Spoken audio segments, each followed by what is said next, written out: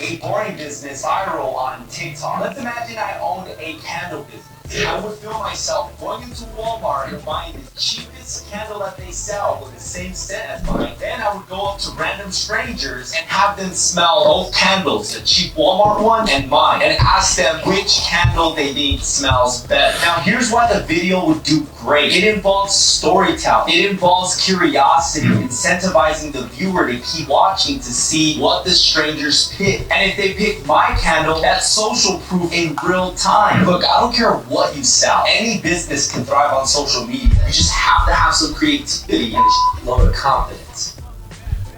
All right, not bad. But guess what, people? Nobody is going viral from, this little method here. You might hit the lotto, but obviously you might not go viral, but maybe you'll get some more hits, right? And that's what it's all about, getting some more hits.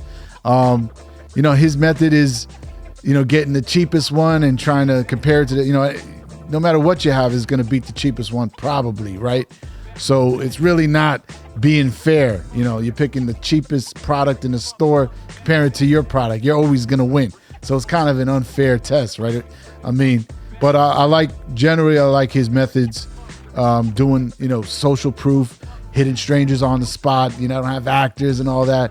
So I love that organic method. That's great. But come on, going viral, that's clickbait, right, people? It's hitting lotto. Again, viral is lotto. Same thing. But it's about engagement, right? So, anytime someone's trying to teach you how to be viral, you're probably not going to go viral, right? But they may have some kind of, common sense that may work. But you're not going viral, people, right, people? You need an LLC. Then you need an EIN, an employer identification number. Literally Google EIN IRS application. The first links that pop up are going to be scam ads. Do not click them because they're going to charge you, and an EIN is free.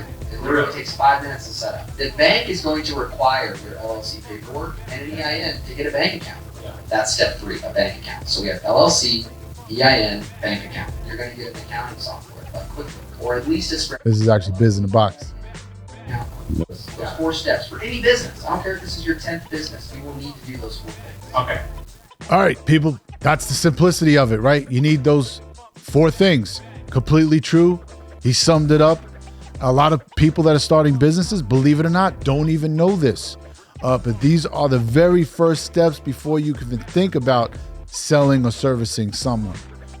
So good stuff. Good stuff.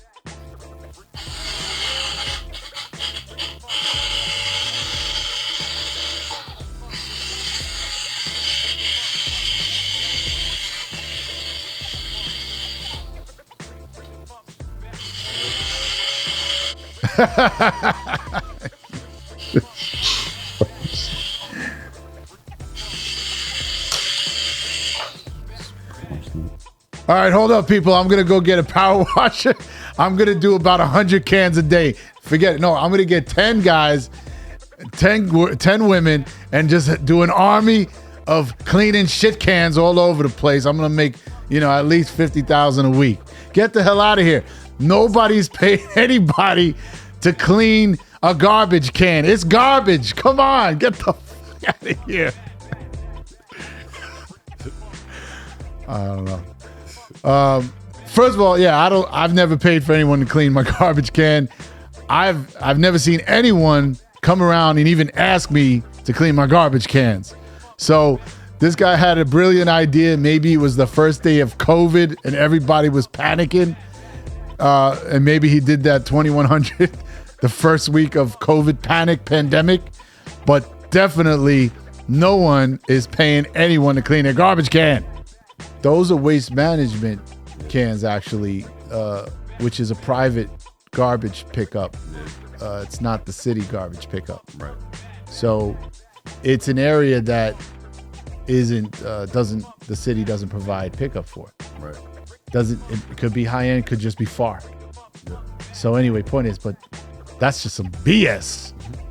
Straight BS. I don't know. I don't know anyone that's ever paid for that. I've never paid for it. So that's a scam. Clearly, scam.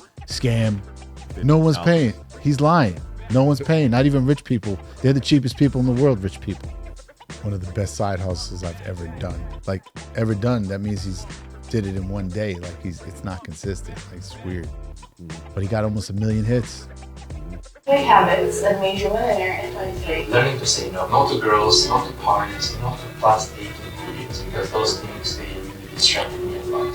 And I had to learn how to control myself. Number 2, I love to fail. I have failed at almost every skill in my life. And only the lessons that I've learned are worth building. And number 3 is going to the gym and taking care of my health. Because it's health first, wealth, love, and then happiness. He loves, so you have to love to fail. I don't think anyone loves to fail.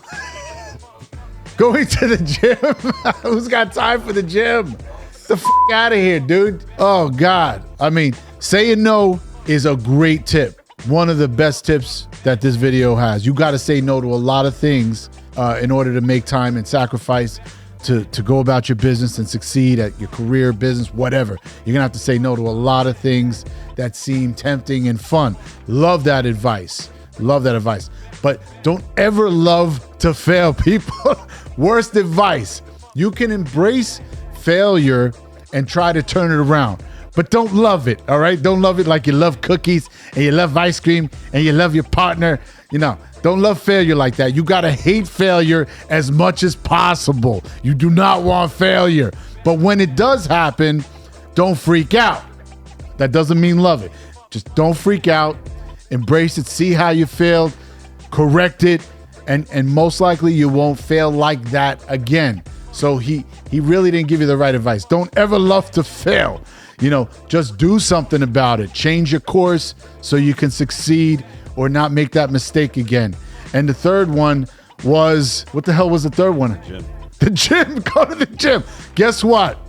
I was probably my fattest at the most successful point of my life because I did not have time to go to the gym. Guess what I had to say no to? The gym. And I love the gym, and I love playing sports, and I love, you know, activities and staying in shape, but I had to say no to the gym. So bad advice, dude.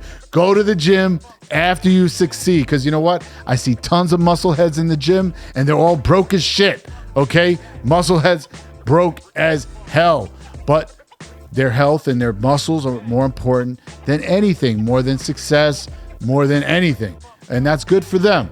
But if you really want to succeed, do not spend your time in the gym. However, do make time to stay healthy, you know, make time to run, you know, hit the gym a couple of times, but that doesn't become a priority. Your health, eat well, you know, take your vitamins, exercise at least a few times a week, but going to the gym can't be the number one priority. And I can tell you, I was probably about 270 pounds at the most successful point in my life. I only started to get fit when I became successful and I can make more time because I was making money in my sleep or while I was at the gym.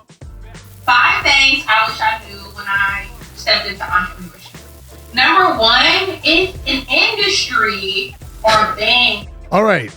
Rule number 1, if an industry says something works and 1 million people are doing it, do not do it. Everyone's doing it already.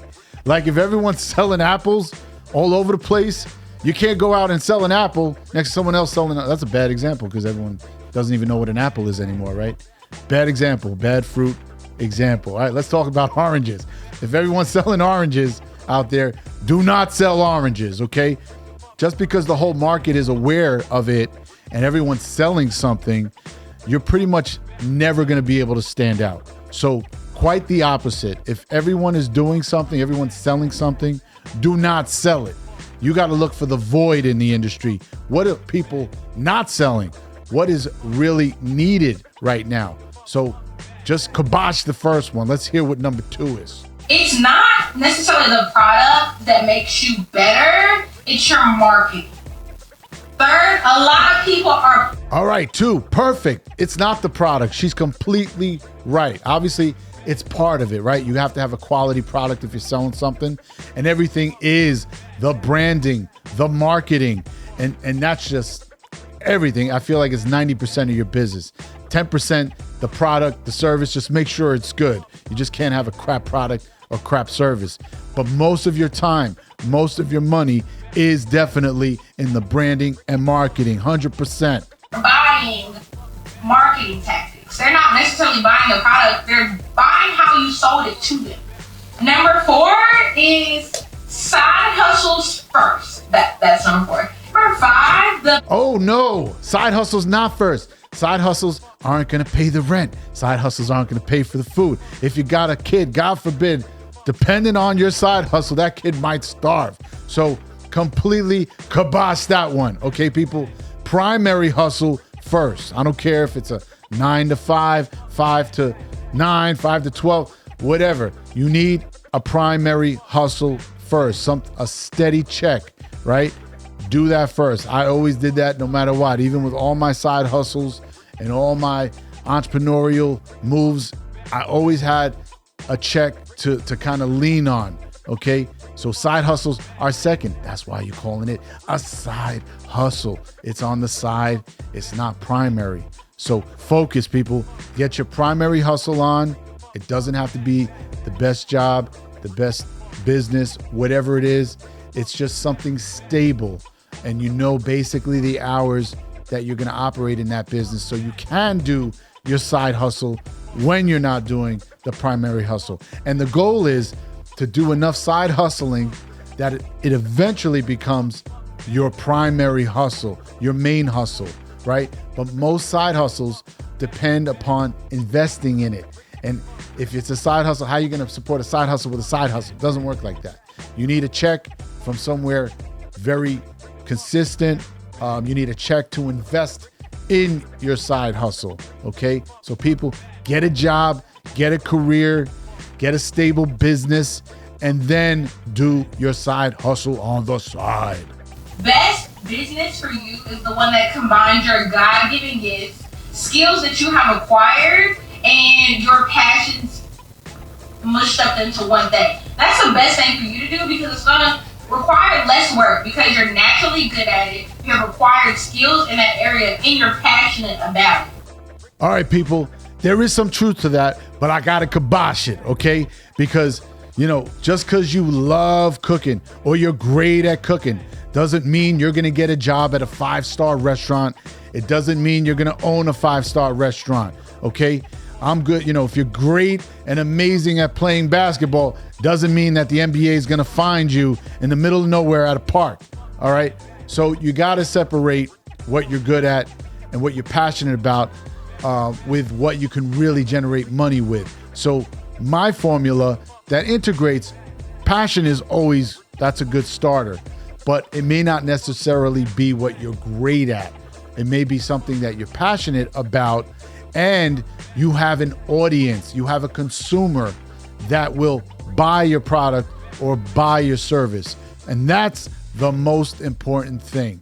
If, for instance, let's say you're friends with a bunch of track runners, some are in college, maybe some are on the way to the Olympics, but for some reason, you got friends with a bunch of runners, right? So the smartest product for you to make, whether you like it or not, might be some kind of sneaker or some kind of support or some kind of,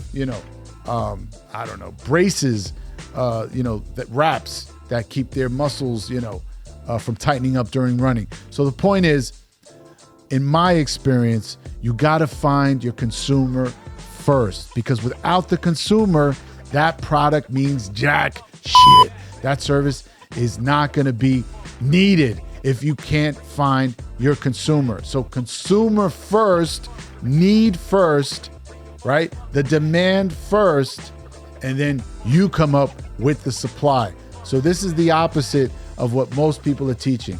Like what she's saying is, you don't go with your passion necessarily. You don't go with what you're good at. You go with what's needed, right? Supply and demand. Find the demand, you provide the supply.